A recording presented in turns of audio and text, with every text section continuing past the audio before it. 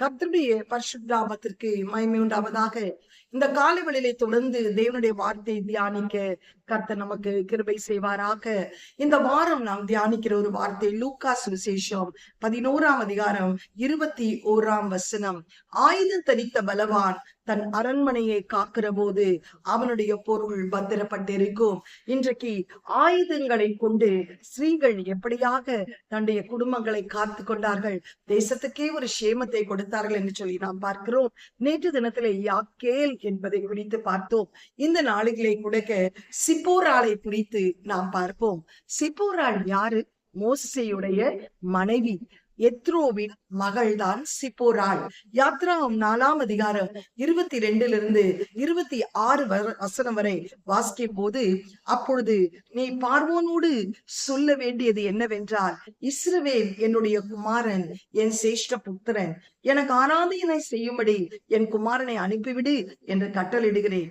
அவனை மாட்டேன் என்பானாகில் நான் உன்னுடைய குமாரனையும் உன் சேஷ்ட புத்திரனையும் சங்கரிப்பேன் என்று கர்த்தர் சொன்னார் என்று சொல்லி என்றார். வழியிலே தங்கும் இடத்திலே கர்த்தர் அவனுக்கு எதிர்பட்டு அவனை கொல்ல பார்த்தார்.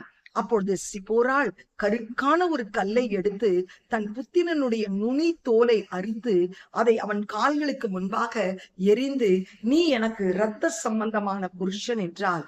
பின்பு அவர் அவனை விட்டு விலகினார்.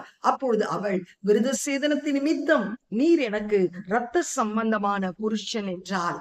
இந்த இடத்திலே மோசேயுடைய மனைவி சிப்போராள் அவனுடைய குமாரனோடு கூட, அவனுக்கு பிறந்த முதல் குமாரனோடு கூட அவர்கள் கர்த்தருக்கு ஸ்தோத்திரம் உண்டாவதாக பிரயாணம் செய்து கொண்டு வரும்போது, வழியிலே ஆண்டவர் மோசேயிடத்திலே சொல்லுகிறார், நீ போய் பார்வோன் இடத்திலே என் ஜனங்களை விடுதலை செய்ய வேண்டும், எனக்கு ஆராதனை செய்வதற்காக என்று சொல். அவன் ஒருவேளை விடமாட்டேன் என்று தர்க்கம் பண்ணினால், இதோ உன் முதற் பேரான குமாரனும் சேஷ்ட புத்திரனும் சங்கரிக்கப்படுவான் என்று சொல் என்று சொல்லுகிறார். அப்படி அவர் பேசிக் கொண்டிருக்கிற வேளையிலே, அந்த தங்கும் இடத்திலே கர்த்தர் அவனோடு பேசிக் கொண்டிருக்கிற வேளையிலே அவனுக்கு எதிர்பட்டு அவனை கொல்ல கர்த்தருக்கு ஸ்தோத்திரம் உண்டாவதாக பார்த்தார். மோசேயை கொல்ல கர்த்தர் பார்த்தார். அவர் கொல்ல வருவதை அந்த மனைவியாகிய சிப்போராள் பார்க்கிறாள். ஐயோ, தன் புருஷனை கொல்வதற்கு கர்த்தர் சமீபித்து வந்து விட்டாரே என்று சொல்லி உடனே என்ன செய்கிறாள் தெரியுமா? ஒரு கருக்கான கல்.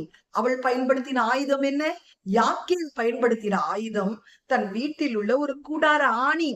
இன்றைக்கு சிப்போராள் பயன்படுத்துகிற ஆயுதம் என்ன? ஒரு கல். எல்லாருமே வீட்டுல இருந்த ஆயுதங்களை தான் பயன்படுத்தினார்கள். பெரிய இடத்துல போய் எங்கேயும் எதையும் எடுத்துட்டு வரல. அந்த கல்லை எடுத்து தன் குமாரனுடைய நுனித்தோலை அந்த கல்லினால் சறுக்கென்று கருக்காக வெட்டி அதை தன் புருஷனுடைய காலடியில் தூக்கி எறிந்து போட்டு, ஏதோ இந்த விருத சேதனத்தின் நிமித்தம் நீ எனக்கு இரத்த சம்பந்தமான ஒரு புருஷன் என்கிறார். ஏன் கர்த்தர் மோசேயை கொல்ல வருகிறார்? அவன் மீதியான் தேசத்திலே 40 வருஷம் தன் மாமனாரின் ஆடுகளை மேய்த்து கொண்டிருக்கிறான். தன் மகன் பிறக்கிறான். அவனுக்கு 8ஆம் நாளிலே மோசே நியாயப்பிரமாணின்படி 8ஆம் நாளிலே கர்த்தருக்கு ஸ்தோத்திரம் உண்டாவதாக அவன் விருத சேதனம் படுத்தப்பட வேண்டும். ஆனால் இந்த மகனுக்கு விருத சேதனம் பண்ணவில்லை. ஏனென்றால் அது மனைவியுடைய எதிர்ப்போ, மீதியானுடைய சட்டத்திலே அப்படி இல்லையோ என்று தெரியவில்லை. அவன் கர்த்தருக்கு கீழ்ப்படியாமல் தன் மனைவி சொல்லுக்கு கீழ்ப்படிந்து அந்த விருத சேதனத்தை செய்யவில்லை. ஆனால் வழியிலே நடந்து வரும்போது, இப்பொழுது அவர்கள் எகிப்துக்கு கடந்து போய் இஸ்ரவேல் ஜனங்களை விடுதலை செய்யும் போது, அந்த முதற் பேரான குமாரர்கள், சேஷ்ட புத்திரர்கள், ஆண்டவரை அறியாத ஜனங்கள், கர்த்தருக்கு ஸ்தோத்திரம், விருத சேதனம் இல்லாதவர்கள் எல்லாரும் கொலை செய்யப்படுவார்கள். இதை கர்த்தர் வெளிப்படுத்துகிறார். அப்பொழுது மோசே கொல்ல பார்க்கும் போது, ஐயோ, என் மகன் விருத சேதனம் செய்யப்படவில்லையே என்று சொல்லி, ஒருவேளை தேவன் அதை கொல்லுவதற்காக வருகிறான் சொல்லி உடனே ஒரு கல்லை எடுத்து அவள் அந்த இடத்திலே அப்படியே சறுக்காய் கருக்காய் அந்த நுனித்தோலை வெட்டி அதை தன்னுடைய புருஷனுடைய கால் மேலே போட்டு, ஏதோ விருத சேதனத்தின் நிமித்தம் நீ எனக்கு இரத்த சம்பந்தமான புருஷன் என்று சொல்லுகிறாள். அப்பொழுது எகிப்தில் உள்ள தலைசன்கள் எல்லாம் சங்கரிக்கப்படும் போது இந்த இடத்திலே மோசே காப்பாற்றப்பட்டார்.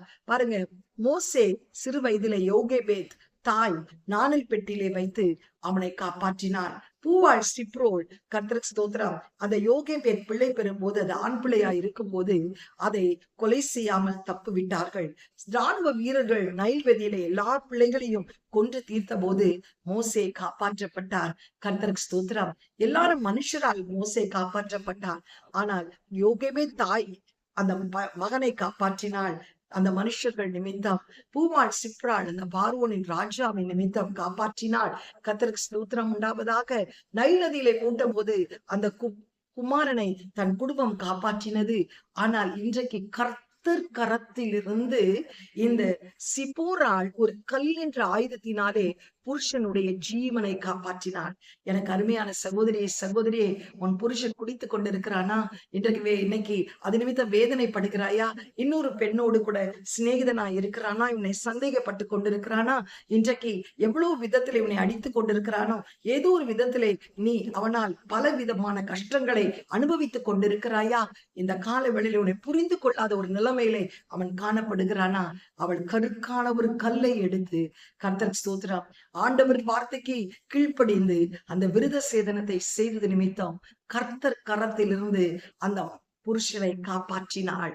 இன்றைக்கு உன் வாழ்க்கையிலே கூட நீ இயேசுவின் நாமம், இயேசுவின் ரத்தம், துதி, கிருபை, அபிஷேகம் என்ற ஆயுதம், வசனம் என்ற ஆயுதத்தினால் உன்னுடைய எப்படிப்பட்ட புருஷன் துன்மார்க்கனாய் இருந்தாலும், ஆண்டவரை அறிந்தும் இன்னைக்கு அறியாதவனை போல் இன்று வாழ்ந்து கொண்டிருந்தாலும், ஞானஸ்தானம் எடுத்தும் இன்றைக்கு குடித்துக் கொண்டிருந்தாலும், ஞானஸ்தானம் எடுத்தும் இன்றைக்கு உன்னை சந்தேகப்பட்டு கொண்டிருந்தாலும், உன்னோடு வாழ விரும்பாமல் அவன் காணப்பட்டாலும், ஒரு துன்மார்க்க ஜீவியம் உன் கணவன் செய்து கொண்டிருந்தாலும், இன்றைக்கு சகோதரியை ஒரு கருக்கான கல் என்ற ஆயுதத்தினால் சிப்போராள் தன் கணவனை கரத்திலிருந்து காப்பாற்றினது போல் உன்னாலையும் கணவருடைய ஆத்துமாவை, உன் மகனுடைய ஆத்துமாவை, உன் மருமகனுடைய ஆத்துமாவை காப்பாற்ற முடியும் என்பது நிச்சயம். இன்றைக்கு இந்த ஆயுதங்களை நீ அபியாசப்படுத்தும் போது உன் வாழ்க்கையில பெரிய ஜெயத்தை காண்பாய். கண்களை மூடி ஜெபம் செய்வோம். எங்களை அதிகமாய் நேசிக்கிற நல்ல தகப்பனே, இந்த காலை வேளையிலே கூட தாவே சிப்போராளை குறித்து நாங்கள் தியானிக்க கர்த்தர் கிருபை செய்ததற்காய் ஸ்தோத்திரிக்கிறோம். ஆண்டவரை, சிப்போராள் மோசேயை கர்த்தருடைய கரத்திலிருந்து காப்பாற்றினாள். அதற்கு அவள் பயன்படுத்தின ஒரு ஆயுதம் ஒரு கல். அப்பா ஆண்டவரே, மோசே கொல்ல கர்த்தர் பிரயாசப்பட்ட போது, ஐயோ தன் புருஷன் கொலை செய்யப்படக்கூடாது, இந்த விருது சேதனத்தின் நிமித்தம் அவன் கொலை செய்யக்கூடாது என்று சொல்லி அவ்வளவு நாள் தடையாய் இருந்த அந்த மனைவி அப்பா ஒரு கல்லை எடுத்து, ஆண்டவரே, தன் குமாரனுடைய நுனித்தோலை வெட்டி அந்த புருஷனுடைய காலிலே போட்டு, நீ இனி எனக்கு ரத்த சம்பந்தமான புருஷன் என்று சொல்லி, ஆண்டவரே அப்பா அவளுடைய வாழ்க்கையில ஒரு பெரிய ஆசீர்வாதத்தை சுதந்திரிக்கிறதை நாங்கள் பார்க்கிறோமே. இந்த காலை வேளையிலே கூட இதை கேட்டுக்கொண்டிருக்கிற பிள்ளைகளுடைய வாழ்க்கையிலே அப்பா, யார் அவர்களுக்கு எதிராய் காணப்பட்டாலும், குடிகாரர்களா இருக்கலாம், வேசித்தன செயலா இருக்கலாம், துன்மார்க்க ஜீவியத்தை செயலா இருக்கலாம், ஆனால் எங்களுக்கு கொடுக்கப்பட்ட ஆயுதம் ஆண்டவரே கர்த்தாவே அந்த இயேசுவின் நாமம், இயேசுவின் ரத்தம், துதி, ஆண்டவரே உடைய ஆவி பட்டயமாகிய வசனம், அபிஷேகத்தினால் ஆண்டவரே அப்பா எங்களை குடும்பத்தை நாங்கள் காக்க முடியும் என்பதை நிச்சயம் அப்பா. ஆயுதம் தனித்த பலவான் ஆண்டவரே கர்த்தாவே தன்னுடைய பொருட்களை பத்திரமாய் காத்துக்கொள்வான் என்று வாசித்தோமே. இன்றைக்கு இப்படிப்பட்ட ஆயுதங்களோடு எங்கள் குடும்பத்தை நாங்கள் காக்க எங்களுக்கு உதவி செய்வீராக. ஆசீர்வதியும் பலப்படுத்தும் இயேசுவின் மூலமும் நல்ல பிதாவே, ஆமென். God bless you. Have a blessed day. Amen.